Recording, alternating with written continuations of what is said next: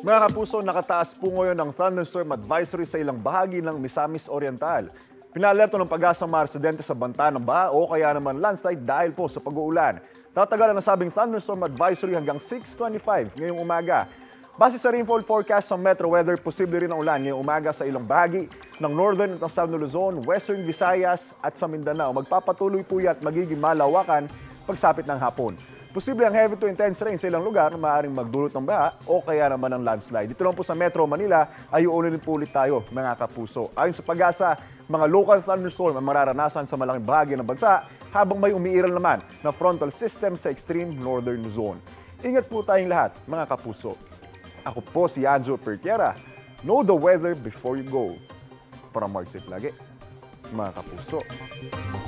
Kapuso, para laging una ka sa mga balita, bisitahin at mag-subscribe sa GMA Integrated News sa YouTube. Sa mga kapuso abroad, samahan nyo kami sa GMA Pinoy TV at sa www.gmanews.tv.